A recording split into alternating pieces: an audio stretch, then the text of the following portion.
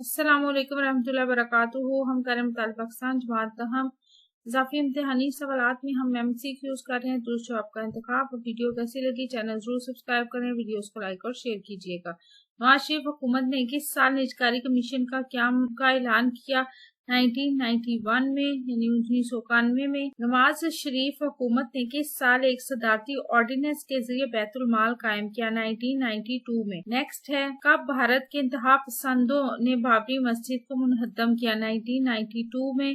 April 1993 میں صدر غلام اسحاق خان نے 21 کی حکومت کو برطرف کر دیا محمد نواز شریف۔